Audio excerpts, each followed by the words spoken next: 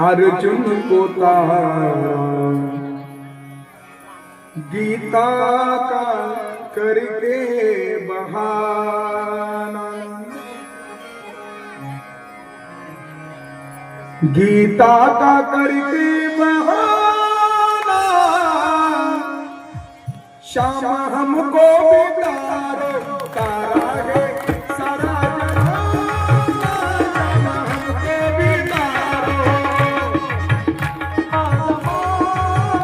श्याम हमको बिगाड़ो श्याम हमको बिगाड़ो तारा है सारा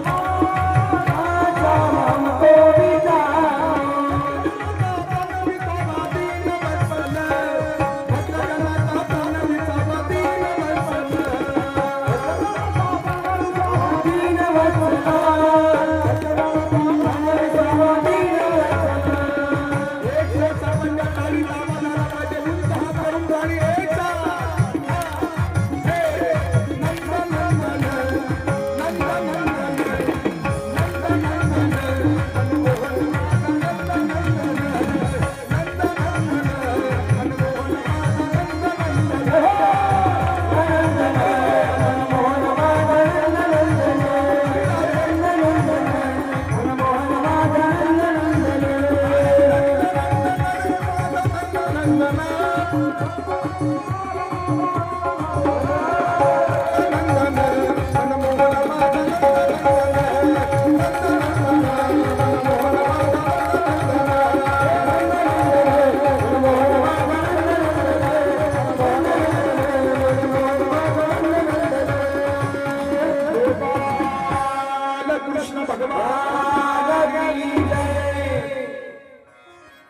ज्या कारागृहामध्ये वसुदेव आणि देवकीला ठेवण्यात आलं होतं त्यांना कारागृहातून मुक्त केलं.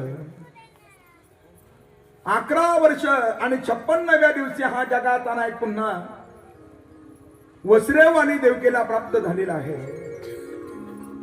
आणि आता मथुरेची असणारी जी राजगादी आहे ती कुणाला देऊन टाकली? उग्रसेनाला देऊन टाकली. जगाच्या नायकाचे आता उपनयन नावाचा संस्कार करण्याचे विचार वसुदेव देवकीच्या मनामध्ये आले. आणि आता भगवंताला गुरुकुलामध्ये पाठवण्यात आलं. बरं, त्यावेळी गुरुकुल होतं महाराज. विद्यार्थी गुरुकुलामध्ये जायचे, सगळे असणारे विद्यार्थी गुरुकुलामध्ये एकत्रित असायचे. आणि ते शिक्षक त्यांना फार सुंदर रीतीनं धर्माचे धडे द्यायचे. बरं, आताही गुरुकुलांची गरज आहे महाराज. या छोट्या छोट्या लेकरांवरती बाल संस्कार होणं फार महत्वाचे आहे. या लेकरांना आपला धर्म कळायला पाहिजे. या लेकरांना धर्मनीती कळाली पाहिजे. या लेकरांना असणारे आपले संत कळाले पाहिजे. या लेकरांना आपली प्रस्थांतरे कळाले पाहिजे. महाराज, ज्ञानेश्वरी काय, गीता काय, रामायण काय, भागवत काय, या छोट्या छोट्या लेकरांना कळालं पाहिजे.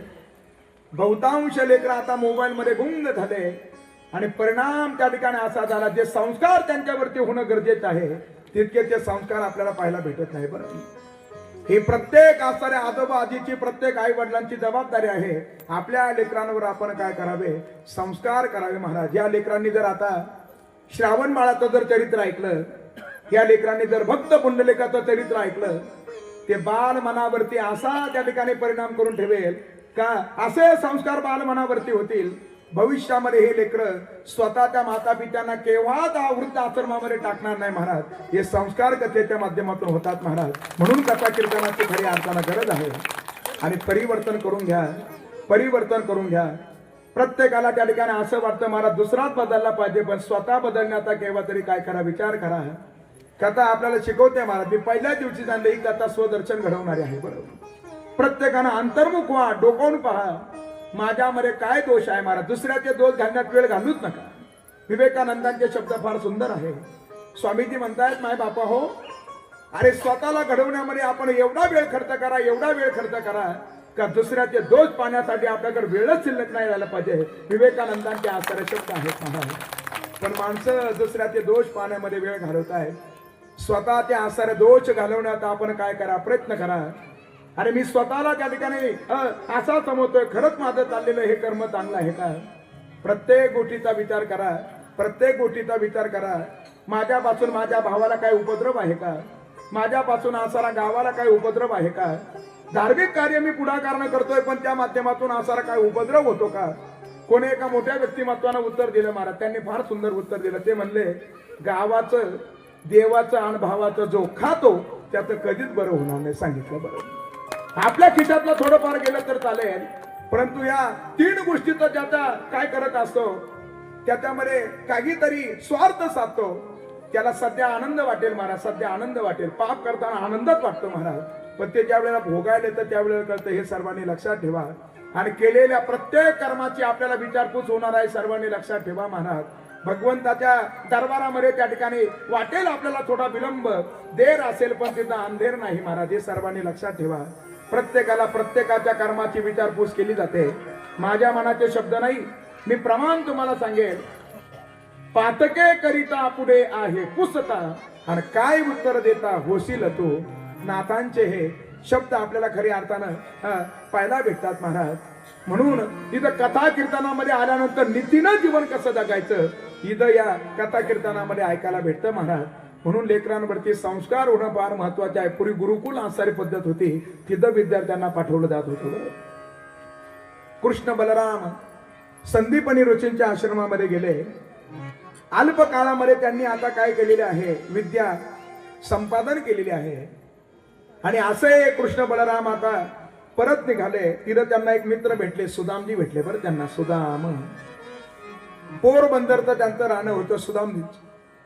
आणि आता हे परत निघाले. 64 दिवस थांबले. 64 कला भगवंताने आत्मसात केल्या. आणि आता ऐका, ज्या वेळेला गुरुदक्षिणा द्यायची ना, काय गुरुदक्षिणा द्यायची, गुरु माऊलीच्या जवळ गेले. भगवंतानं गुरु माऊलीचं दर्शन घेतलं. बलराम दादानं गुरु माऊलीचं दर्शन घेतलं म्हणजे संदीपनी ऋषींच्या पत्नीचं दर्शन घेतलं. माऊलीचा चेहरा उदास होता. त्या दुःखी आहात तुम्ही सांगा. गुरु पत्नी आईच्या समान आहे. बरं 5 पत्नी आपण ऐकल्या ना, त्या आईच्या समान आहेत महाराज. 5 माता आपण ऐकल्या. कोण कोण? राजपत्नी आईच्या समान, मित्र पत्नी आईच्या समान, गुरुपत्नी आईच्या समान, पत्नीच्या माता, स्वतःच्या पत्नीची माता सुद्धा आईच्या समान. आणि जिनं आपल्याला जन्म दिला ती सुद्धा त्या ठिकाणी आईच आहे महाराज. या उर्वरित चौघींना काय समजावं त्या पद्धतीने समजावं. आणखी रामायणामध्ये एक प्रसंग आला महाराज. चौघी जणींना एका दृष्टीनं पाहिजे. बरं, अनुज बंधू भगिनी सुत नारी, सुन सट कन्या समहे चारी. लाण्या भावाची पत्नी, स्वतःची आसारी सून, स्वतःची आसारी मुलगी आणि स्वतःची आसारी बहीण, या चौघींना एका दृष्टीनं पाहायचं महाराज. असं रामायण आपल्याला सांगतं. आणि तोच घोटाळा वालिकून झाला होता. लाण्या भावाची पत्नी सुग्रीवाची पत्नी देताना होतो रमा आपल्या अधीन करून ठेवली. तो अधर्म घडला म्हणून जगाच्या नायकाला धाडाच्या लपून काय मारावा लागला होता, बाण मारावा लागला होता. म्हणून ऐका, असा बालपणाचा मित्र त्यांना त्या ठिकाणी सुदामजी आता भेटलेले आहे. आणि ते जे गुरुदक्षिणा देत असताना गुरु माऊलीच्या चेहऱ्यावरलं ते दुःख पाहिलं. आणि ते दुःख पाहिल्यानंतर विचारलं, म्हणे का दुःखी आहात? म्हणे तुम्ही आल्यामुळे हा आश्रम असा भरून दिसत होता आणि आमच्या मृत लेकराची आम्हाला आता आठवण झाली. गुरु दक्षिणा म्हणून ते लेकरू जर आम्हाला प्राप्त झालं तर बरं होईल. समुद्रानं ते लेकरू ओढलं होतं महाराज. जगाचा नायक समुद्राच्या जवळ गेले, समुद्राला विनंती केली, संदीपनी ऋषींचा मुलगा त्यांना परत देऊन टाका. म्हणे तो आता यमधर्माच्या जवळ आहे. यमधर्माला विनंती करून तो गुरु पुत्र पुन्हा पाठीमागे आणून दिला महाराज. पुरुषार्थ असेल तर बऱ्याच गोष्टी भेटतायत. तात मिळे, गेलेले वडील प्राप्त होत आहेत. नचिकेताला वडील प्राप्त झाले. पूर्णिमात मिले, गेलेली माता प्राप्त झाली परशुरामजींना. सुत भ्रात मिले, गेलेला मुलगा प्राप्त झाला संदीपनी ऋषींना. गेलेले भाऊ प्राप्त झाले धर्मराजाला. राज मिले, गजराज मिले, सब साज मिले, मन वंचित पाही. गेलेलं राजवैभव प्राप्त झालं होतं राजा हरिश्चंद्राला महाराज. आणि असा मुलगा त्यांना प्राप्त झाला. हे पाठीमागे आता आलेले आहे महाराज. आणि आता भगवंताचा वाढदिवस आला. बरं असा वाढदिवस आला. सगळ्यांना त्या ठिकाणी भगवंताने आता मॅसेज सोडले होते, व्हॉट्सअपवरच मॅसेज सोडले. म्हणे रात्री 12लाच आपल्याला करायचा. बरं असं नव्हतं महाराज. वाढदिवस म्हणजे काय, त्याला गोड शब्द आहे. त्याला म्हटलं जातं अभिष्ट चिंतन. अभिष्ट चिंतन म्हणजे काय, इष्ट व्यक्तीच्या जीवनामध्ये पुढे भविष्यामध्ये काही अनिष्ट न घडावं म्हणूनच सर्वांनी इष्ट देवतेकडे त्याच्या उत्कर्षासाठी केलेली प्रार्थना त्याला म्हणायचं अभिष्ट चिंतन. बरं आणि असं अभिष्ट चिंतन त्या ठिकाणी जगाच्या नायकाचा आता श्रावणवती अष्टमीला तो भगवंताचा वाढदिवस होणार होता. सर्व तयारी झाली होती महाराज. असा आसार 12 मेणबत्त्या आणल्या होत्या. त्या मेणबत्त्या जगाचा नायक फुंकणार होता. असं नाही महाराज. आपली संस्कृती दिवे विझवणारी संस्कृती नाही. आपण ऐकलं महाराज, दीपाने दीप लाविजे मग आधीला दीप न ओळखीजे. ज्योत से ज्योत जगाते चलो प्रेम की गंगा बहाते चलो. आणि मग ऐका, जगाच्या नायकानं सगळ्यांच्या नजरा तोडल्या. जगाचा नायक उंच गच्चीवरती गेले आणि असा भगवान ज्या वेळेला उंच गच्चीवरती जाऊन दाखल झाला, प्रसंग असा घडला. सर्वजण भगवंताचा शोध घेत होते. कोठे असेल भगवंत, कोठे असेल भगवंत. आणि उद्धवजी ज्या वेळेला त्या ठिकाणी गेले महाराज, उद्धवानं पाहिलं भगवंतानी सगळ्यांना सोडून इथपर्यंत आलेला आहे. आणि असे उद्धवजी जगाच्या नायकाला विचारतायत, का तुम्ही या ठिकाणी आलाय? आणि त्यावेळेला भगवंतानं सांगितलं, उद्धवा, अरे जसा माझा वाढदिवस या ठिकाणी साजरा केला जातो, प्रत्येक वाढदिवस साजरा करत असताना यशोदा मैया सगळ्या गोपिकांना निमंत्रित करत होत्या. आज माझ्या यशोदा मैयाची अवस्था काय असेल, त्या गोपिकांची अवस्था काय असेल, कोण त्यांची सांत्वना करण्यासाठी जाईल? उद्धवजी म्हणले, मी जातो. आणि ते उद्धवजी निघाले महाराज. आम्ही 10वीत असताना कविता होती बरं, कविता फार सुंदर होती.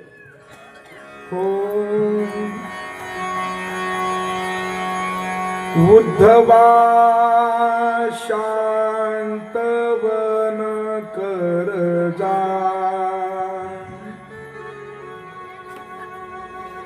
त्या गोकुळ वासी जनांचे.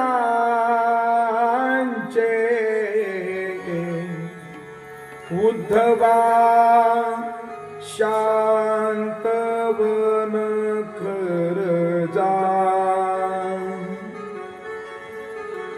बानंद यशोदा माता मदसाठी त्यजतील प्राण. सांडोनी प्रपंचा फिरती मन उदास रानो रान. अन्न पाणी त्यजिले रडती अति दुःखित झाले दीन. जन्मलो तैहुनी झटले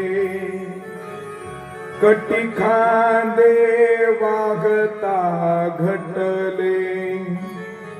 मज लागी तिळ तिळ तुटले आटले रक्त देहाचे. त्या गोकुळवासी जनांचे. उद्धवा शांतवन कर जा,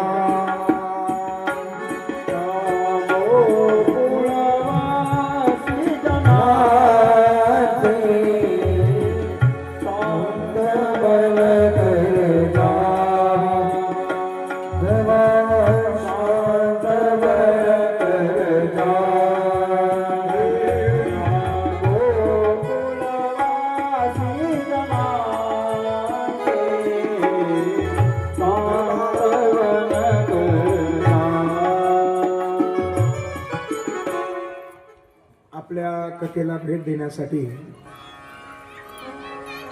पूजनीय वंदनीय आदरणीय विलास नाना कडू श्री क्षेत्र कोल्हार तिसगाव वडीवरून या ठिकाणी उपस्थित होते.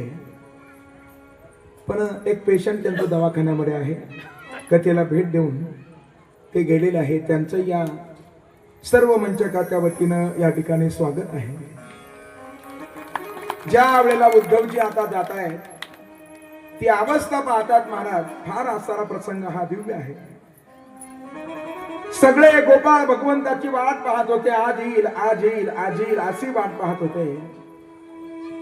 सूर्य उदय समयाला त्या मथुरेच्या वाटेवरती येऊन बसायचे आणि सूर्यास्त समयापर्यंत भगवंताची वाट पाहायची महाराज.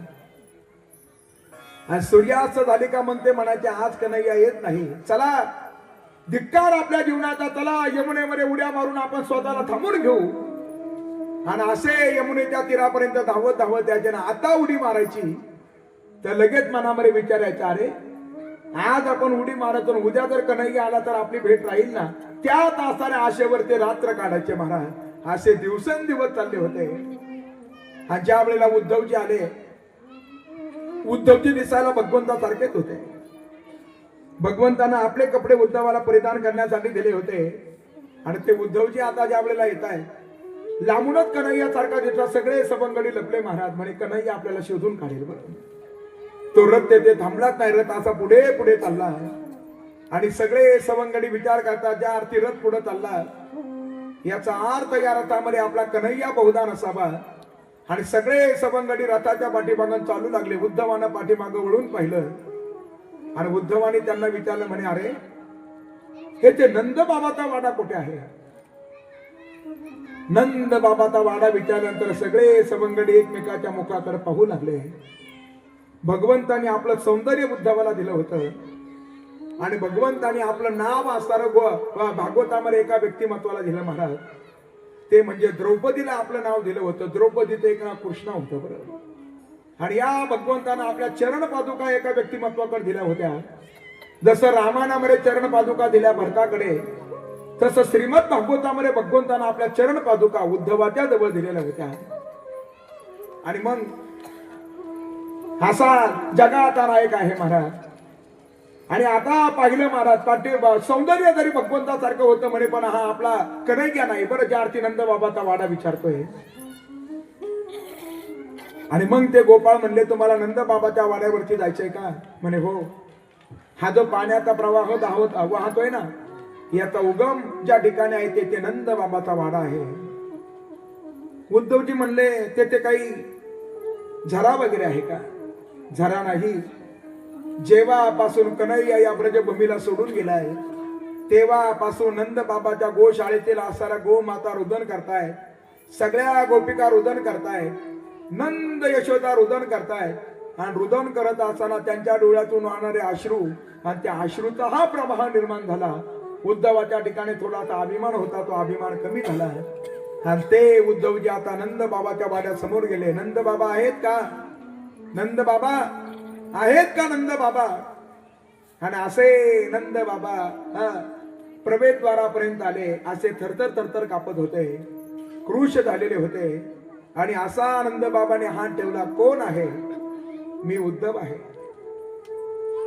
उद्धवजी जवळ आले, आपण कोण आहात सांगा ना. नंद बाबा म्हणले, मीच नंद बाबा आहे. नंद बाबा तुम्ही? कन्हैयानं तर आम्हाला सांगितलं आमचे बाबा असे दष्टपुष्ट आहे. आमचे बाबा आम्हाला खांद्यावरती घेत होते आणि असे आम्हाला घेऊन जात होते. बाबा तुमची प्रकृती अशी का झाली जरा सांगा ना. आणि मग नंद बाबा म्हणू लागले, जेव्हापासून कन्हैया आम्हाला सोडून गेलाय तेव्हापासून खाल्लेला घास सुद्धा अंगी लागत नाही. आमची परिस्थिती अशी झालेली आहे. बरं, यशोदा मैया कुठं आहे? आणि त्या यशोदा मैयाची अवस्था बुद्धावानं पाहिली महाराज. ज्या यशोदा मैयाच्या समोर असा पाळणा लावलेला होता, पाळण्यामध्ये पाळण्याचा दोर यशोदा मैयाच्या हातामध्ये होता. आणि यशोदा मैया त्या पाळण्याला धोका देत होत्या. नंद बाबा उद्धवाला म्हणले, चल मी तुला यशोदेकडे घेऊन जातो. आणि त्यांच्या येण्याचा आवाज ज्या वेळेला यशोदा मैयाच्या कानावरती आला, यशोदा मैया म्हणल्या, शांत बसा, शांत बसा, शांत बसा. बाबा आता नुकताच माझ्या कन्हैयाला डोळा लागला. आज तुम्ही जर गडबड जर केली तर माझ्या कन्हैयाची झोपमोड होईल ना. कन्हैया त्याच्यामध्ये नव्हताच महाराज. हे आईचं प्रेम आहे. अरे त्या यशोदा मैयाच्या जवळ उद्धवजी गेले. साष्टांग प्रेमात नंद आणि यशोदा मैयाला उद्धवजी करताय. आणि रात्रभर असणाऱ्या कन्हैयाच्या लीला त्या आठवणी यशोदा मैयानं वर्णन करून सांगितल्या. कन्हैया ऐकत होता. आणि आता कन्हैया सकाळी त्या गोपिकांची सांत्वना करण्यासाठी निघाला. आणि असा जगाच्या नायकाच्या वियोगामध्ये त्या गोपिका एकत्रित जमलेल्या होत्या. उद्धवानं पाहिलं महाराज, गोपिकांची अवस्था पाहिली. कन्हैया कन्हैया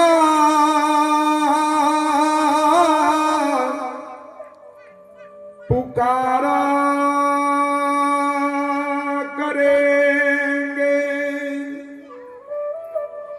कहीं तो मिलेगे बाके बिहारी, उनके चरण चित्त लगाया करेंगे. कळवळून गोपिका भगवंताला हाक मारत होत्या. गलियों में मेरी आजा, गलियों में मेरी आजा.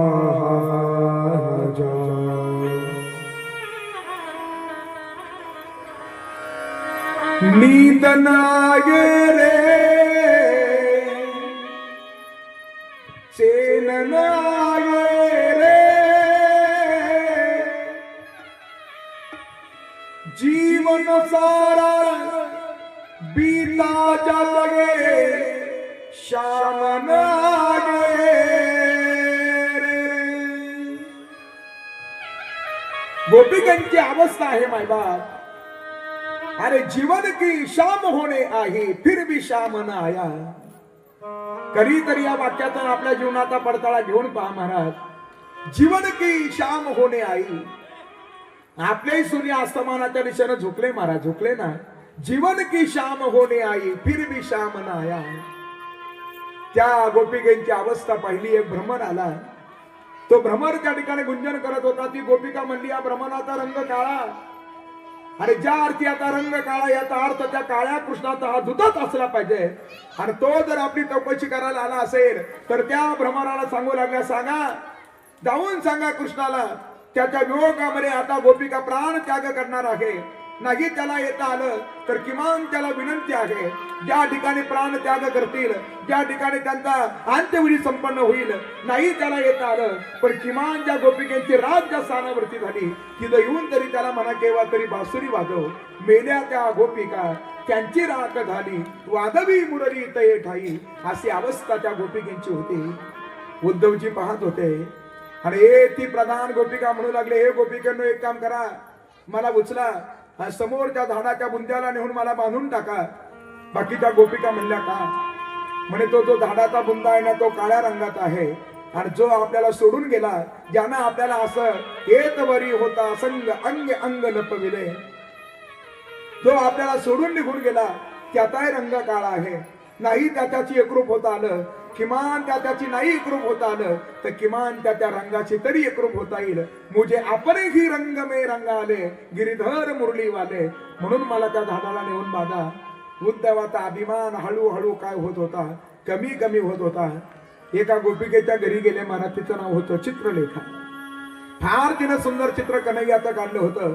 असा मस्तकाकडून पाहत होता. सुंदर कन्हैयाच्या मस्तकावरला मुकुट, त्याच्यामध्ये मोराचा पीस, त्या मुकुटावरती आसारे रत्न जडून ठेवलेले, मल्यागिरी चंदन कन्हैयानं लावलेलं, इंद्रधनुष्या कुर्ती त्याचा भोळा, सरळ असणारा त्याचा नाक, गुलाबाच्या फुलाच्या पाकळ्या तसे त्याचे ओठ, सुंदर असणारे भगवंताचे गाल.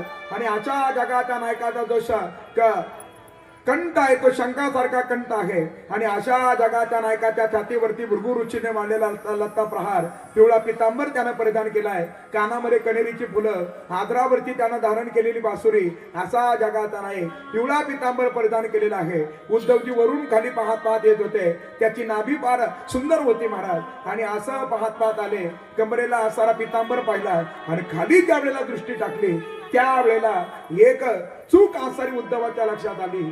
त्या असणाऱ्या कन्हैयाच्या चित्राला त्या गोपीनं पाय काढले नव्हते महाराज, पायच नव्हते. आणि मग उद्धवजी म्हणले, काकी, किती तुम्ही एवढं सुंदर चित्र काढलं पण त्याच्यामध्ये त्रुटी ठेवली. काकी म्हणल्या, त्रुटी ठेवली? काय त्रुटी ठेवली? काकी, एवढं सुंदर तुम्ही दैदिप्यमान चित्र काढलंय कन्हैयाचं, पण त्याच्यामध्ये एक असारा दोष आहे. काय उद्धवा, काय दोष आहे मला सांग ना. काकी, एवढं सुंदर चित्र काढलं पण तुम्ही त्याला पाय काढायचा विसरलात ना. आणि हे शब्द ज्या वेळेला ऐकले त्यावेळेला जशी एखादी काठी पडावी तशी धाडकान त्या गोपिकेनं आपलं अंग टाकलं. आणि अशा गोपिकेनं अंग टाकल्यानंतर उद्धवाला क्षणभर कळे ना, काय झालं काकी? उद्धवा, पाय काढणं फार कठीण होतं असं नाही रे, पण खरं सांगू का, ज्याला पाय होते तो आम्हाला सोडून निघून गेला. आणि हे चित्र काढत असताना मलाही भय वाटायला लागलं, याला जर पाय जर काढले आणि हे जर आपल्यापासून दूर निघून गेलं तर काय करायचं, म्हणून मी त्याला पाय काढले नाही. ही त्या गोपिकेंची आसारी अवस्था आहे. त्या गोपिका त्या जाण वेद गर्भीच्या श्रुती रूपे नोभे मत प्राप्ती, त्या परतल्या नीती मत संगती न पवेची. अशा त्या गोपिकेंची अवस्था उद्धवाने पाहिली. एका दिवसासाठी जातो म्हणलेला उद्धव 6 महिने थांबला. अरे तोही रडू लागला नामा म्हणे. ब्रह्मज्ञान सांगण्यासाठी पाठवला होता, ब्रह्मज्ञान देवे सांगू पाठविला. तोही रडू लागला नामा म्हणे. आणि ते उद्धवजी पाठीमागे येत आहेत. कन्हैयाला सगळा वृत्तांत वर्णन करून सांगतात महाराज. आणि मग कन्हैयाच्या लक्षात येतं उद्धवाच्या ठिकाणचा आता अभिमान काय झालेला आहे, निघून गेलेला आहे महाराज. असे उद्धवाची व्रज यात्रा त्या ठिकाणी वर्णन करून सांगितले जाते. उद्धव आणि गोपिकेंचा दिव्य संवाद त्या ठिकाणी आहे महाराज. आणि आता जरासंधाला ज्या वेळेला समजलं कंसाचा उद्धार झाला, तो आता काय करत होता, कन्हैयावरती आक्रमण करत होता महाराज. आणि एक दिवस काय केलं, हा जरासंध ज्या वेळेला कन्हैयाला मारण्यासाठी आला, कन्हैया रणभूमीतून धावू लागला. या जरासंधाला हात मारली, रणछोड ठैर जाऊ रणछोड असा म्हणू लागला. जगाच्या नायकाला रणछोड नाव पडलं. आणि आता एक दिवस असताना भगवंत उंच शिखरावरती असताना यांनी खालून अग्नी लावून दिला, वणवा लागला. भगवंताने वरून उडी मारली. भगवंत निघून गेले, समुद्राच्या जवळ गेले. आणि समुद्राच्या जवळ जाऊन काय केलं, समुद्राला आता जागा मागितली. समुद्रानं जागा दिली होती महाराज, बरोबर 9:30 वाजता जागा दिली. आणि अशी समुद्रानं जागा दिल्यानंतर भगवंतानं त्या ठिकाणी एका नगरीची निर्मिती केली. फार सुंदर नगर रचलं. ते एक धाम आहे महाराज, आहे ना धाम. आपल्याला धाम माहिती पाहिजे धाम माहिती. आपल्याला एकच धाम माहिती आहे, ते म्हणजे अमर धामाचं, तेवढंच माहिती आहे. कधीतरी आपण 4 धामाचा विचार करा महाराज. आणि असं धाम निर्माण केलं आणि अशी नगरीची निर्मिती केली. तो जरासंध जायचा आणि त्याच्या कडेकडेने फिरायचा. बरं आम्ही द्वारिकेला गेलो, तिथे एक ब्राह्मण येत होते, त्यांनी ही कथा सांगितली. बरं तिथं गेल्यानंतर म्हणे ते असं ते जरासंध यायचा आणि असा कडेकडेने फिरायचा. बरं तटबंदी फार मजबूत होती आणि ते शोधायचं द्वारका द्वारका द्वारका सारखंच फिरायचं आणि मनात म्हणायचं द्वारका द्वारका द्वारका द्वारका. आणि नगरीलाच नाव पडलं द्वारिका. बरं अशी द्वारिका नगरी आहे महाराज. आणि त्या द्वारिका नगरीमध्ये आता जगाच्या नायकाचं काय आहे, वास्तव्य आहे. कृष्ण आणि बलराम त्या ठिकाणी वास्तव्याला आहे. आणि आता बलराम दादाचा विवाह त्या ठिकाणी संपन्न होतोय. अनर्क देशाचा राजा रैवत, त्याची असणारी कन्या रेवती, तिच्याबरोबर असणारा बलराम दादाचा विवाह काय झाला, संपन्न झाला महाराज. आणि आता भगवान श्याम सुंदराचा असणारा विवाह आणि त्या विवाहाची असणारी कथा फार दिव्यत्वानं गोस्वामी त्या असणारे शुकदेवचे वर्णन करून सांगतायत. आणि राजा परीक्षित त्या ठिकाणी वर्णन करत आहे, ते वर्णन श्रवण करत आहे. आणि आता सांगू लागले भगवंताची जी सासरवाडी आहे ना, ती आपल्या महाराष्ट्रामधलीच आहे. बरं हो ना, आपल्या महाराष्ट्र प्रांतामध्ये अमरावती नावाचा जिल्हा आहे. आणि त्या अमरावती जिल्ह्यामध्ये कौंडण्यपूर नावाचा असणारा शहर आहे. हा त्या शहराचा अधिपती होता राजा भीमक. आणि त्या भीमकाची असणारी कन्या, जिचं नाव त्या ठिकाणी होतं रुक्मिणी होतं. बरं रुक्मिणी होतं. आणि त्या भीमकाचा मुलगा होता रुक्मिया, त्यानं तिचा विवाह निश्चित केला होता. बहिणीचा विवाह भावानं जमवला होता. कुणाबरोबर जमवला, शिशुपालाबरोबर जमवला होता. बरं आणि असा विवाह निश्चित झालेला होता. रुक्मिणी मातेचा विवाह शिशुपालाबरोबरच होणार होता. पण एक दिवसाचा प्रसंग असा घडला, हातामध्ये ब्रह्मविना घेतला आणि नारदजी भजन करत करत करत करत करत महाराष्ट्र प्रांतामध्ये आले. त्यांचं भजन चाललं होतं, हो श्रीमन्नारायण नारायण नारायण नारायण नारायण लक्ष्मी नारायण नारायण नारायण नारायण नारायण श्रीमन्नारायण नारायण. असे नारदजी कौंडण्यपुरामध्ये येऊन दाखल झाले. आणि आता कौंडण्यपुरामध्ये आल्यानंतर रुक्मिणी मातेच्या समोर भगवंताची कीर्ती वर्णन करून सांगितले. महाराज ऐकायचे असेल तर भगवंताची कीर्ती ऐका. कीर्ती मानवाची गाऊ नये, वर्णाभीती थोरी एका विठ्ठलाची आणि कीर्ती मानवाची गाऊ नये. रुक्मिणी मातेनं नारदजींच्या मुखातून भगवंताच्या स्वभावाचा परिचय, कार्याचा परिचय, सर्व असणारा परिचय त्या ठिकाणी रुक्मिणी मातेला नारदजींनी करून दिला. आणि मग रुक्मिणी मातेच्या मनामध्ये भाव निर्माण झाला भगवंताची कीर्ती कानाने श्रवण केली, नाम वाचे श्रवण कीर्ती पाऊले चित्ती समान. आणि मग रुक्मिणी मातेच्या अंतकरणामध्ये भाव निर्माण झाला, म्हणे आता भगवंतच मला पतिरूपानं प्राप्त झाले पाहिजे बरं.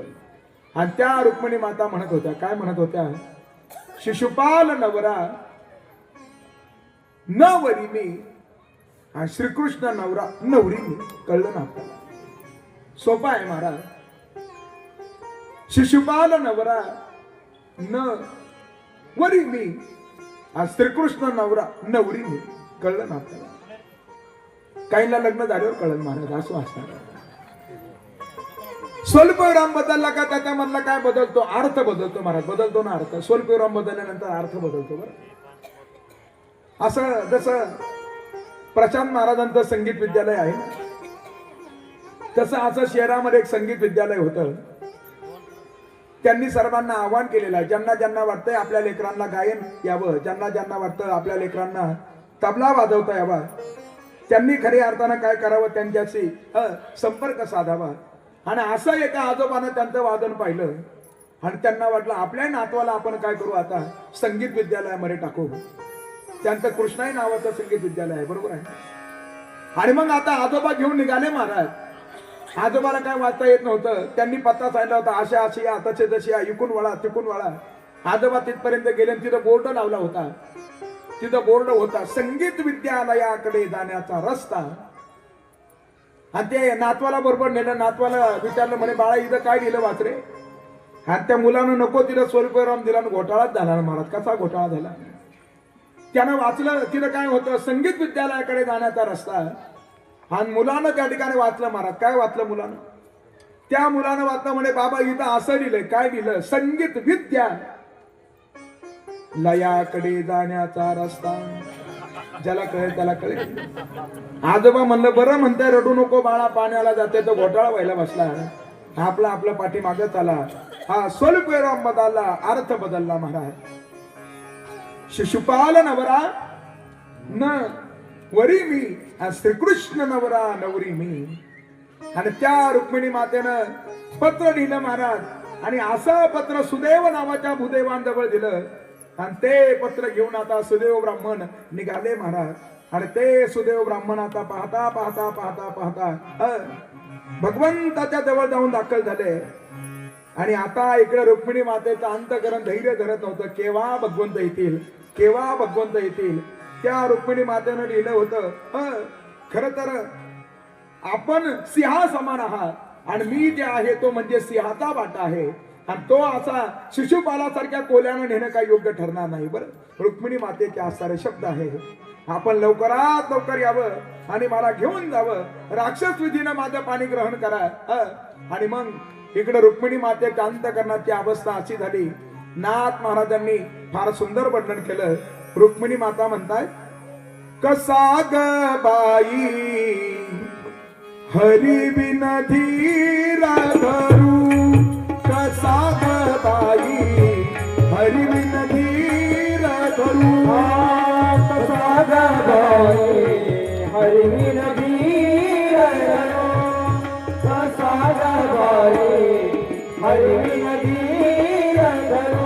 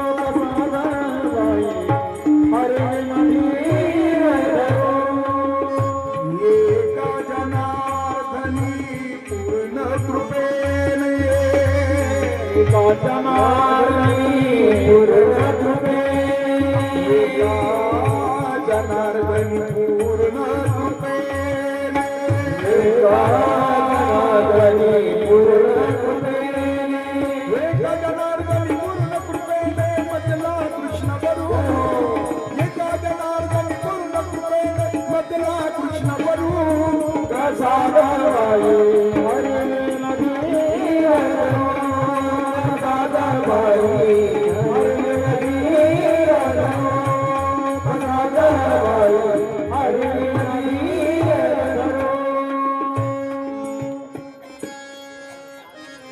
पाहता पाहता ब्राह्मणांनी आसाराचे पत्र भगवंतापर्यंत पोहोचवलं. वेळ कमी असल्यामुळे जगाचा नायक आता काय होऊ लागला. लवकर निघाला महाराज. 10च्या आत लग्न लागावं म्हणून जगाचा नायक 9:45 निघाला. आणि असा परमात्मा आला. शिशुपाला बरोबर त्या ठिकाणी घरघोर असा संग्राम झाला, ज्याच्यामध्ये असा शिशुपालाचा पराभव झाला. रुक्मिया निघाला महाराज. आणि असा रुक्मिया सुद्धा आता भगवंताचा त्या ठिकाणी काय करत आहे, पाठलाग करत आहे महाराज.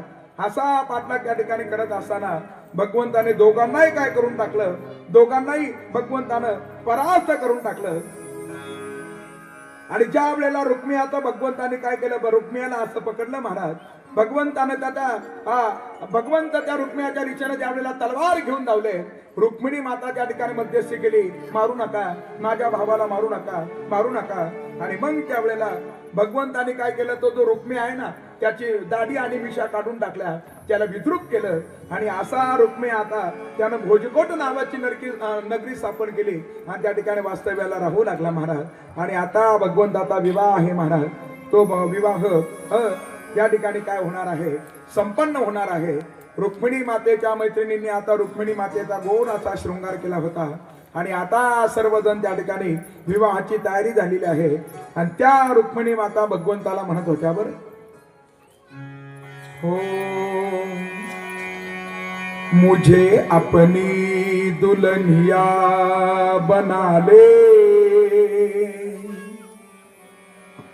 तेरी दीवानी बनी मैं दीवानी बनी, मुझे अपनी दुल्हनिया बना ले, तेरी दीवानी बनी मैं दीवानी बनी, मुझे अपनी दुल्हनिया बना ले, तेरी दीवानी बनी मैं दीवानी बनी, अपनी दुल्हनिया बना ले, तेरी दीवानी बनी मैं दीवानी बनी, दीवानी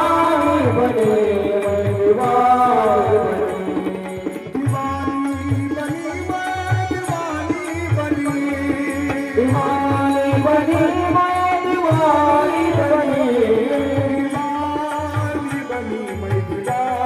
बनी, दीवानी बनी मैं दीवानी बनी, मुझे अपनी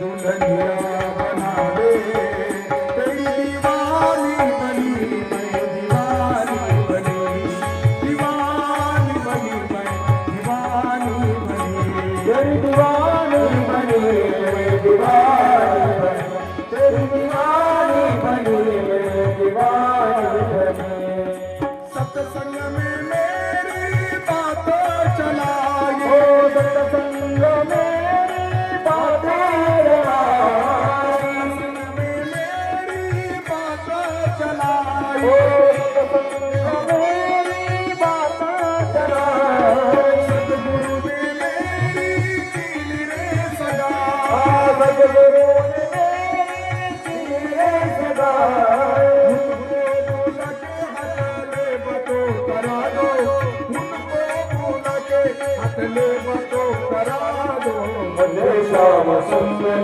की दुल्हन बना दो, मुझे श्याम सुंदर की दुल्हन बना दो, मेरी सखी मुझे मेहंदी लगा दो, मेहंदी लगा दो, मुझे सुंदर सजा दो, मुझे श्याम सुंदर की दुल्हन बना दो, मुझे श्याम सुंदर की दुल्हन बना दो, ऐसी वो चोरी जो रंग लगी छूटे, ऐसी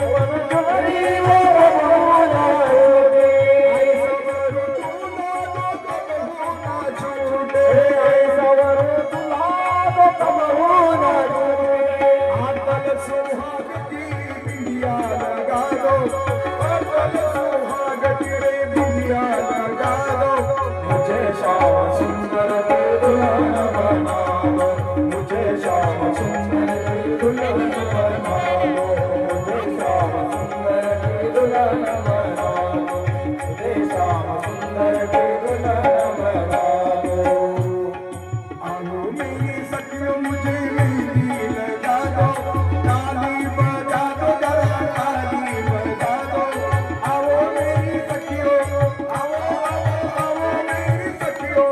आओ मेरी सखियों मुझे मेहंदी लगा दो मुझे सुंदर सजा दो मुझे श्याम सुंदर की दुल्हन बना दो मुझे श्याम सुंदर की दुल्हन बना दो मुझे श्याम सुंदर की दुल्हन बना दो बांध के घुंघरू मैं बुलबुली जाऊंगी घुंघरू में घुंघरू गाऊंगी लेके एक तारा मैं शाम शाम जाऊंगी श्याम श्याम गाऊंगी सतगुरु को मुझे पिता को करा दो सतगुरु को बोला को मेरे फेरे को करवा दो मुझे श्याम सुंदर की दुल्हन बना दो मुझे श्याम सुंदर की दुल्हन बना दो मुझे श्याम सुंदर की दुल्हन बना दो गोपाल कृष्ण भगवान की जय। का हा साक्षीदार हा भगवान श्याम सुंदर आणि रुक्मिणी माता या ठिकाणी उपस्थित आहे अंतर्पात धरणारे या समोर या ज्यांना ज्यांना अंतर्पात धरण्याची जबाबदारी दिली त्यांनी समोर या रुक्मिणी मातेचे मामा आणि भगवान श्याम सुंदराचे मामा त्यांनी सुद्धा त्या ठिकाणी उपस्थित राहावं असा सोहळा या ठिकाणी संपन्न होणार आहे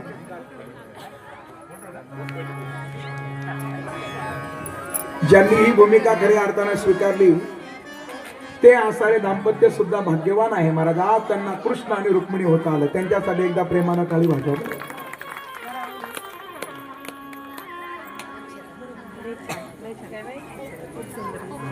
अक्षरा सर्वांपर्यंत पोहोचलाय ना ज्या ज्या माताजींना पदर असेल त्यांनी तो पदर आपल्या डोक्यावरती घ्या ज्यांच्याकडे रुमाल असेल त्यांनी आपल्या डोक्यावरती काहीतरी टाका महाराज खर तर पदर घेणं ही आपली भारतीय संस्कृती आहे आणि ज्या ज्या माऊलीला वाटतं माझ्या सौभाग्याचा कृपेचा छत्र माझ्या मस्तकावरती जास्त दिवस राहावं तिनं तर आपल्या डोक्यावरला पदर केव्हा पडूनच द्यायचा नसतो असं शास्त्र सांगते पण आता ते टीव्ही पाहून डोईचा पदर आला खांद्यावरी मोठा घोटाळा आहे अजून काय वयोवृद्ध माऊल्यांच्या डोक्यावरले पदर पडत नाही महाराज नवीन पिढीचा थोडासा असारा घोटाळा आहे पण असं असतं हा बाळच पडले त्याला आता आपण काय करणार कुठपर्यंत त्याला आता बिघड द्यायची आहे का आणि असा विवाह या ठिकाणी आता संपन्न होत आहे काहीतरी डोकं द्या.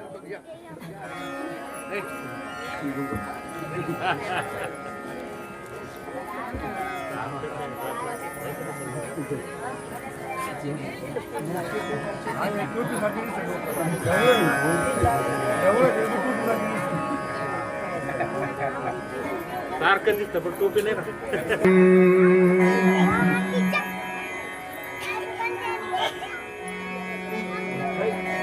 शुभ मंगल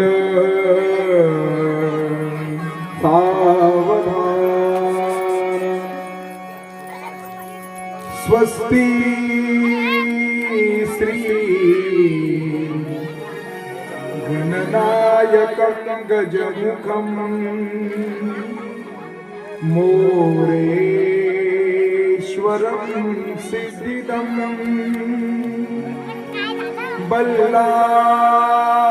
बल्लाळो मरुडं विनायकमहं चिन्तामणि स्थेवरं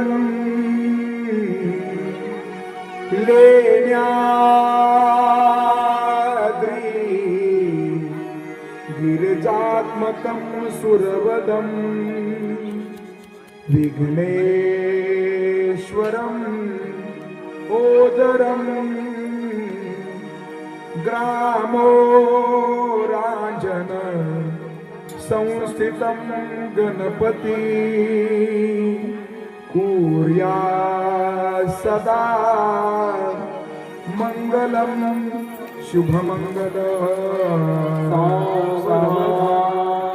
राजा भीमक रुक्मिणी सनयनी देखो चिंता करी ही कन्या सगुणा गुणा रूपवरा पवनासिना देई दे आता एक विचारमणी श्री कृष्ण नवरा त्यासी समर्पो म्हणे रुक्मा पुत्र वडील तयासी कुसने पुर्या सदा मंगलम शुभमंगल सावधान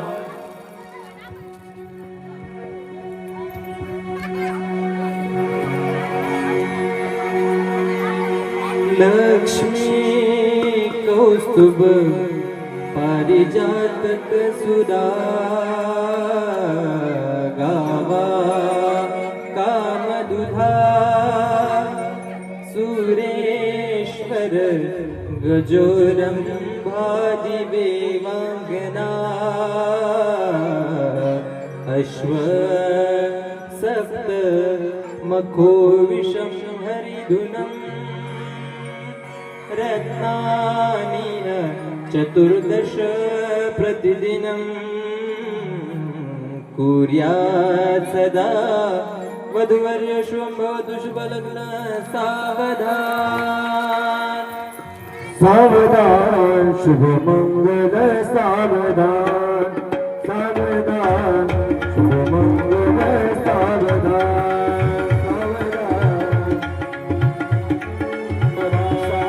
सावधान शुभमंगल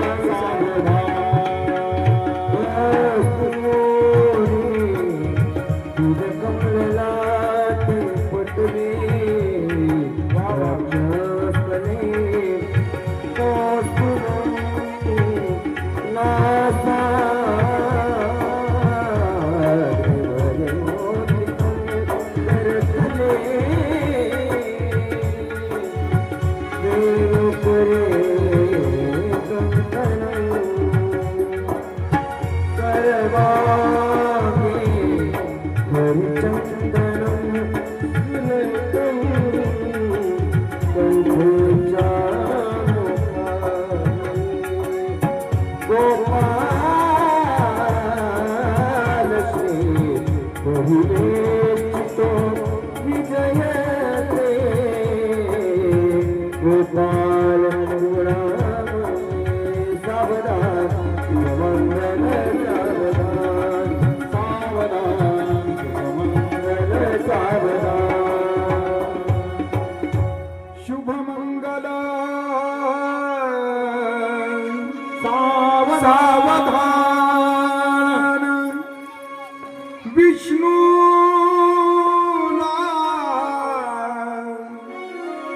कमला शिवासी गिरिजा कृष्णा जसी रुक्मिणी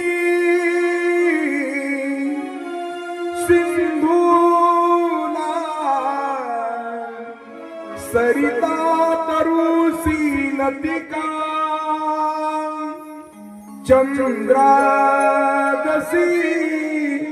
रोहिणी रामासी जनकात्मजा प्रियदसी सावित्री सत्यव्रता तैसी की वधू साजरी करीत से हर्ष वरासी आता शुभमंगल सावधान तदेव लग्नं सुदिनं तदेव ताराबलं चन्द्रबलं तदेव विद्याबलं दैवबलं तदेव लक्ष्मीपदे ते युगस्मरामि सुलग्न सावधान सुमुहूर्त सावधान राजंद्री एकचित्त सावधान इष्टदेवता कुलदेवता चिंतन सावधान रुक्मिणी रमण भगवान की जय. असा विवाह या ठिकाणी संपन्न होत आहे. सर्वजण टाळी वाजवून त्यांचं आपण काय करा स्वागत करा.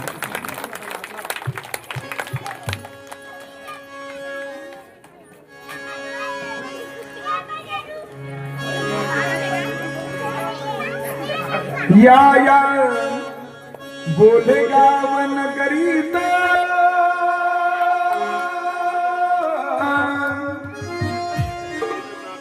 रामरायाच्या दरबारात काय काय काय काय वाजत गाजता सोन्यात सोन्यात सोन्यात बासिंग लगीन देवाचं सोन्यात बासिंग लगीन देवाचं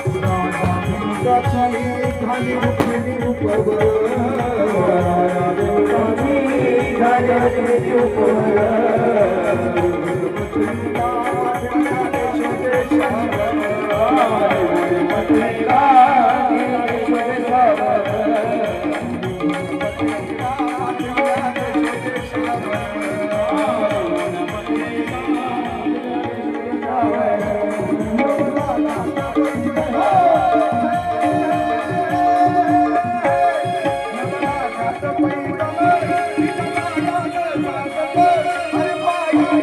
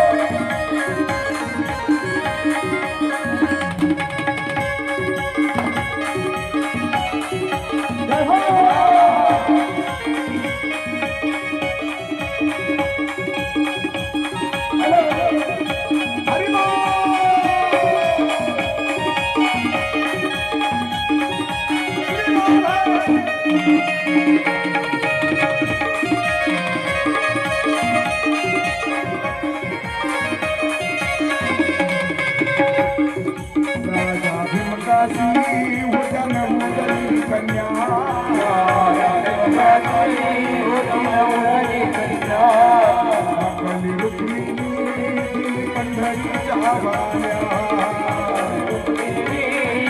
पंढरीच्या वाल्या रे माझ्या चिंतासी तुझ्या नवोदनी कन्या पंढरीच्या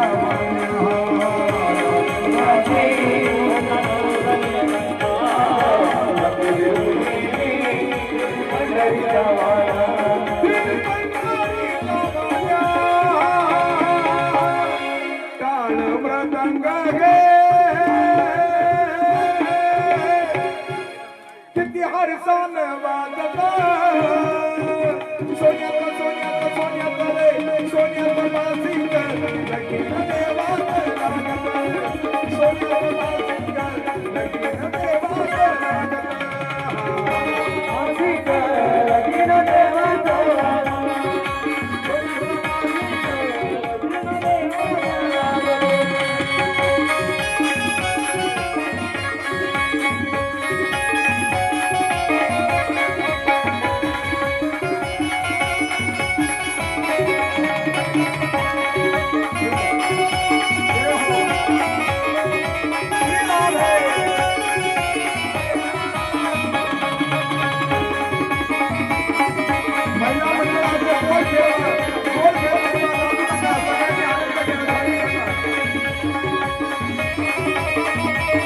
आयराची यादी चालू आहे आहेर पुकारल्या जाते आयराची यादी चालू आहे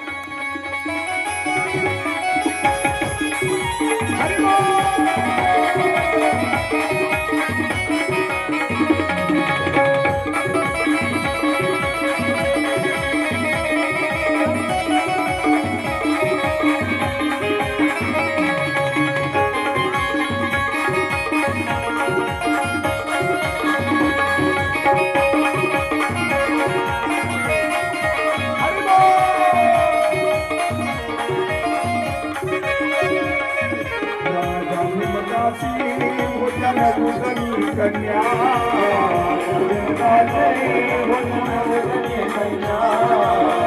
रुक्मिणी पंढरीच्या वाल्या रुक्मिणी पंढरीच्या वाल्या रुक्मिणी पंढरीच्या वाल्या रुक्मिणी पंढरीच्या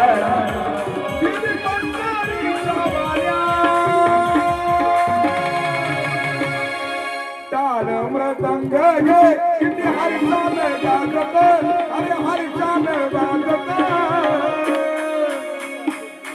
सोन्यात सोन्यात सोन्यात सोन्यात सोन्यात लगीन देवात लागत अरे सोन्यात बासिंग लगीन देवात लागत सोन्यात बासिंग लगीन देवात लागत सोन्यात बासिंग लगीन देवात लागत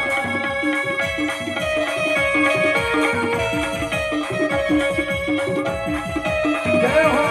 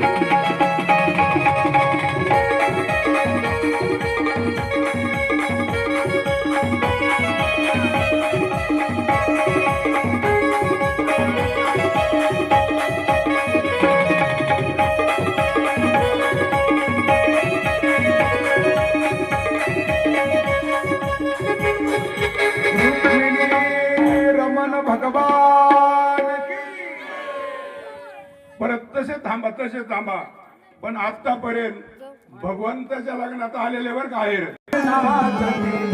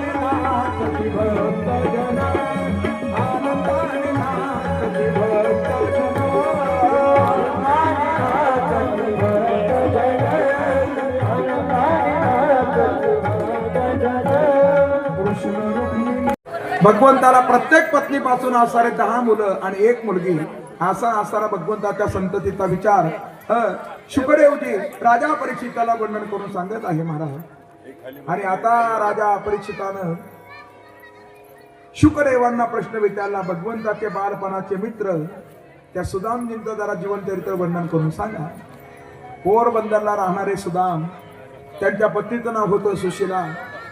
खरं तर त्यांचा भाऊ चक्रपणी त्या राजाचा त्या पोरबंदरचा जो राजा आहे त्याची भाडगिरी करत होता. सुदामजींना बोलावण्यात आलं. म्हणे तुम्ही काय करा, यांची स्तुती करा. सुदामजींनी सांगितलं, आम्ही नामाचे धारक, नेनो प्रकार अनेक, सर्व भावे सर्व एक, विठ्ठलची प्रमाण. सुदामजींना धक्के मारून काढून दिलं. अरे दौंडी पिटवण्यात आली. जो कोणी सुदामाला भिक्षा टाकेल त्याला शिक्षा केली जाईल. आणि पुढे प्रसंग असा घडला, 4 दिवसापासून घरामध्ये चूल पेटली नव्हती. 4 लेकरं घरामध्ये उपवासी झोपत होते. सुशीलाबाईनं विनंती केली, तुमच्या बालपणाच्या मित्राच्या भेटीसाठी जा. वेडे, मित्राच्या भेटीसाठी जाताना काहीतरी सोबत असावं. 4 घरं मागून थोडे थोडे तांदूळ आणले. त्याची आसार एका कापडामध्ये बांधून त्याची गाठ मांडली. सुदामजींच्या जवळ दिले आणि निघाले. सुदामजी चले श्याम सुंदर से मिलने सुदामा, अरे गाते जाते मार्ग में हरे कृष्ण रामा. भगवंताच्या लक्षात आलं, सुदामजी माझ्या भेटीसाठी येत आहेत. गाडीवानाचं रूप धारण करून सुदामजींना आता भगवंत म्हणतात, कहाँ जा रहे हो? सुदामजी बोले, मैं तो द्वारिका जा रहा हूँ. द्वारिका? मैं भी द्वारिका जा रहा हूँ, चलो मेरे साथ. सुदामजी बोले, नहीं नहीं, हम तो पैदल जाएंगे. भगवान बोले, नहीं नहीं, हमारे साथ चलो. आणि अशा भगवंतानं सुदामजींना गाडीमध्ये बसवलं. पुढं पुढं म्हटलं जातं गरुडावरती बसवलं. पुढं पुढं सांगितलं जातं स्वतः सुदामजी 250 किलोमीटरचं अंतर पायी चालत आले. गाडी वेगानं चालली होती ना.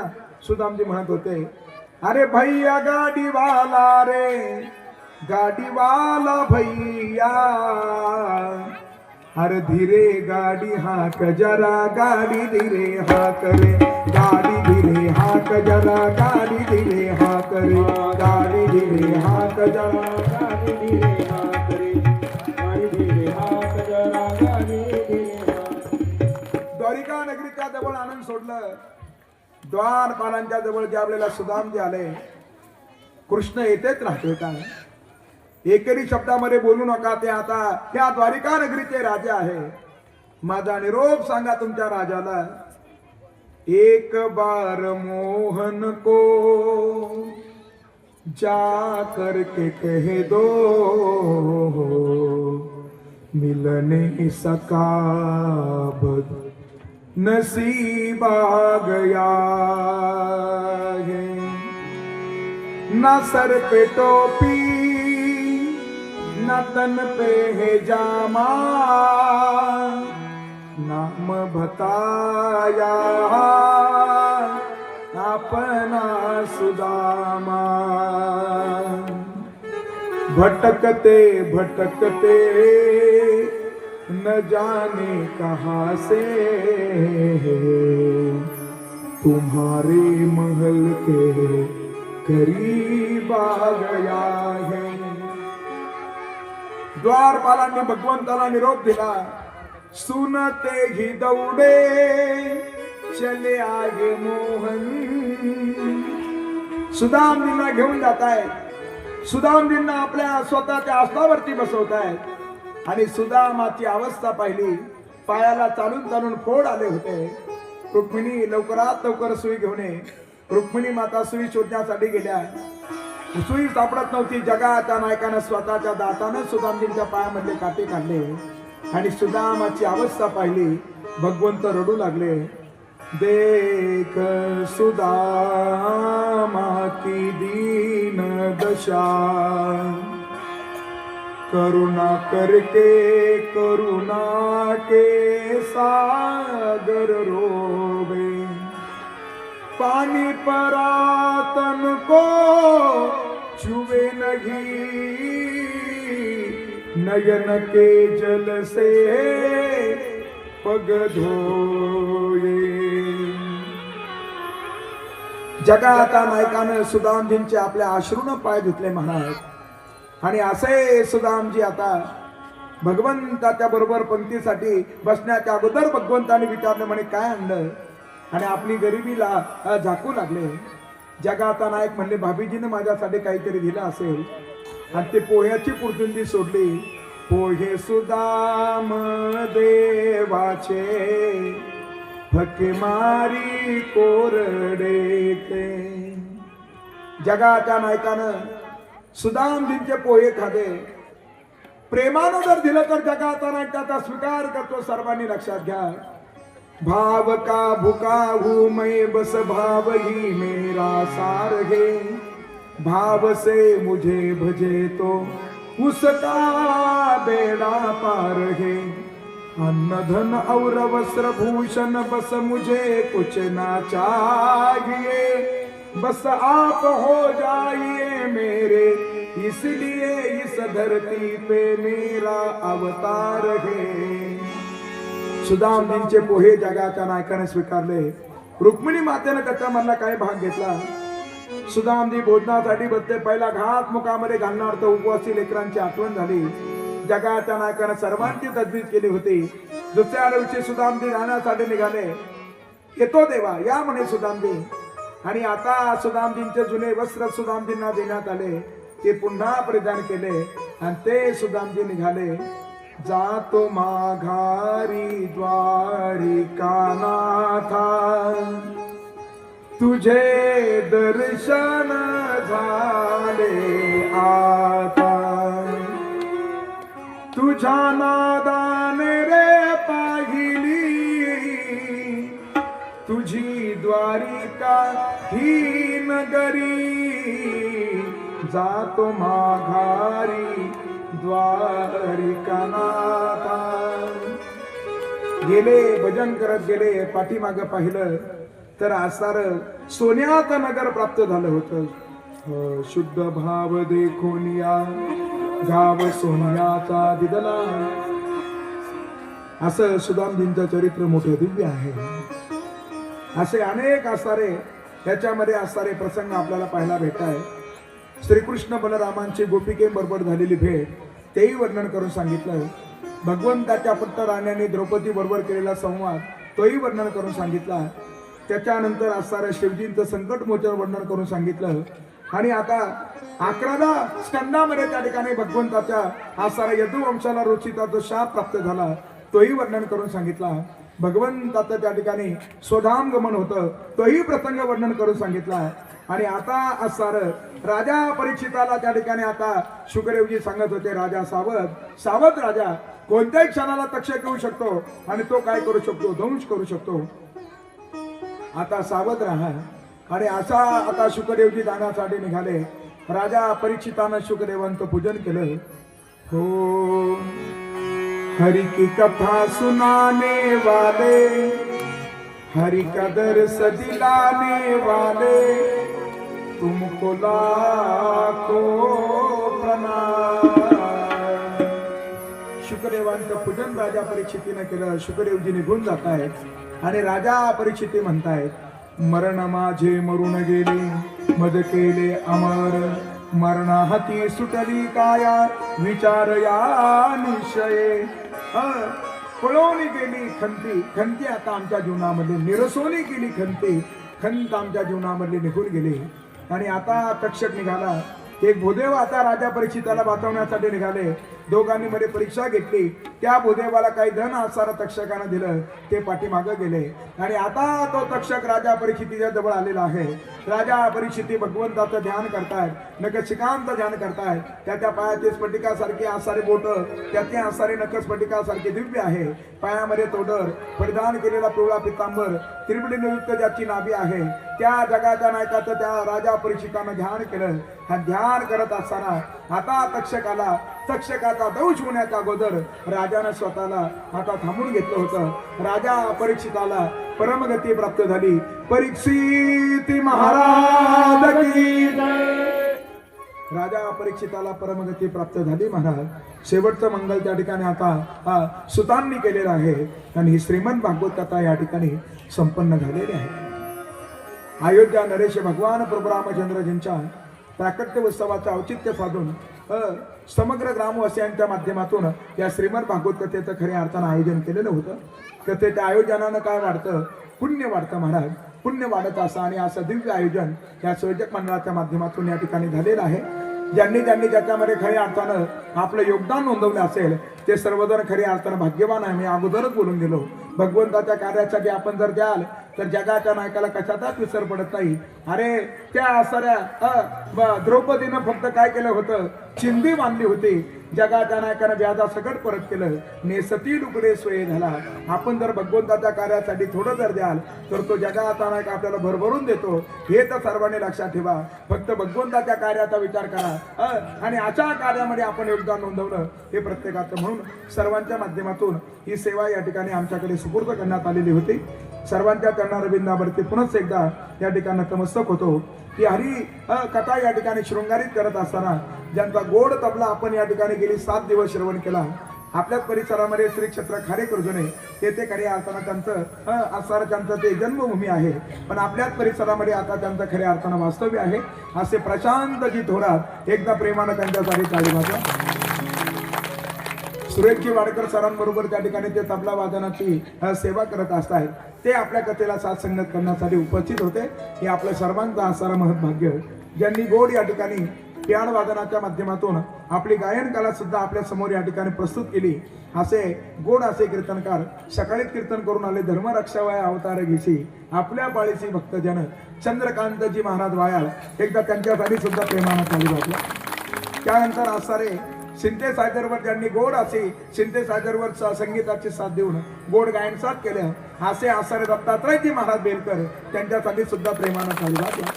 सगळी वेशभूषा आपल्या समोर ज्यांनी फार सुंदर रीतीनं उपस्थित केली असे छबी दर्शनकार दिलीप महाराज खळदकर त्यांच्यासाठी सुद्धा टाळी वाजवा. हा आवाज आपल्यापर्यंत पोहोचवणारी गोड असे असणारे साऊंड सिस्टम आणि साऊंड सिस्टमचे ऑपरेटर काय नाव बा आशिष, बरोबर आहे. आशिष साठी एकदा प्रेमानं टाळी वाजवा महाराज. आशिषलाही धन्यवाद. आपणही सर्वांनी फार सुंदर कथा श्रवण केली. एक टाळी आपल्यासाठी वाजून घ्या. कथा या ठिकाणी विराम पावते. कथेचं फलदान आहे. आपल्या जागेवरती खाली बसा. ज्यांना ज्यांना शक्य असेल त्यांनी खाली बसावं. ज्यांच्यापर्यंत माझा आवाज जातोय त्यांनी आहे त्या जागेवरती खाली बसा. जे एक दिवस आले त्यांनाही ते फल प्राप्त होणार. जे आज आले त्यांना सुद्धा त्यांना उभं राहायचं असेल ते उभं राहू शकतात. पण ज्यांना वाटत असेल खाली बसावं त्यांनी काय बसा, खाली बसा महाराज. फलदान देणारे कोण आहे? भगवान भोलेनाथ त्या ठिकाणी आहेत महाराज. सर्वांनी आपल्या हाताची ओंजळ करा, असे हाताची ओंजळ करा. हाताची ओंजळ करून आपले डोळे सर्वांनी मिटून घ्या. बरं, सर्वांनी डोळे मिटा. कोणी डोळे उघडे ठेवू नका, सर्वांनी आपले डोळे मिटा आणि त्या भगवान भोलेनाथांना आठवा. कैलास पर्वतावरती ज्यांचं वास्तव्य आहे, ज्यांच्या मस्तकावरून गंगा प्रवाहित होत आहे, खळखळ खळखळ खळखळ खळखळ खळखळ खळखळ गंगेच्या प्रवाहाचा आवाज येत आहे. शेजारी पार्वती माता विराजमान आहे. नंदिकेश्वर त्यांच्या सेवेसाठी उपस्थित आहे. भगवान गणेश, भगवान कार्तिकेय त्या ठिकाणी उपस्थित आहे. भगवान भोलेनाथांच्या गळ्यामध्ये असणारा त्या ठिकाणी सर्प, त्यांनी गजचर्म परिधान केलेला आहे. समोर असणारा त्रिशूळ आहे. निर्भयनाथ म्हणून त्यांच्या जवळ असणारा त्या ठिकाणी डमरू आहे. त्रिशूळाची 3 डोकं म्हणजे रजोगुण, तमोगुण आणि सत्वगुणाचा असणारा प्रतीक आहे. आणि असे भगवान भोलेनाथ त्यांना मागत असताना दुसरं तिसरं काही मागू नका. त्यांना फक्त एकच मागा. ऐव्रतपणे भगवंताची भक्ती कशी प्राप्त होईल तेच त्यांना मागा. संसारातलं मागाल तर फसाल. आपल्याला काय कमी आहे? आपल्यापेक्षा भगवंताला जास्त कळत असतं. आणि असा जगाचा नाही आपल्याला भरभरून देतो. पण आपण संसारिक मागण्यापेक्षा परमार्थिक मागा. ते भगवान भोलेनाथ भक्तीचं दान आपल्या पदामध्ये टाकतील. निश्चित स्वरूपानं ती भक्ती आपल्याकडून घडेल आणि त्या भक्तीच्या माध्यमातून आपण आपल्या जीवनाची क्रांती करून घ्याल. म्हणून अशी भक्ती आपण भगवान भोलेनाथांकडे मागा. हाताची ओंजळ आपण केलेली आहे. ते भगवान भोलेनाथ जणू काही ते भक्तीचं दान आपल्या ओंजळीमध्ये टाकत आहे. असा असणारा भाव आहे. आणि असा असणारा भक्तीचं दान आपल्याला प्राप्त होत असताना आपण भोलेनाथांचं चिंतन करा. मी पुढे बोलतो, तुम्ही पाठीमागे म्हणा. ओम नमः पार्वती पते हर हर महादेव. ओम नमः पार्वती पते हर हर महादेव. ओम नमः पार्वती पते हर हर महादेव. हाताची ओंजळ आपण केलेली आहे. एक श्लोक मी पुढे म्हणणार आहे. सर्वांनी तो श्लोक पाठीमागे म्हणण्याचा प्रयत्न करा. ओम नाम संकीर्तनम यश्च सर्व पाप प्रनाशनम प्रणामो दुःख शमनः तं नमामि हरिं परम. नाम संकीर्तनम यश्च सर्व पाप प्रनाशनम प्रणामो दुःख शमनः तं नमामि हरिं परम. नाम संकीर्तनम यश्च सर्व पाप प्रनाशनम प्रणामो दुःख शमनः तं नमामि हरिं परम. श्री हरये नमः. श्री हरये नमः. श्री हरये नमः.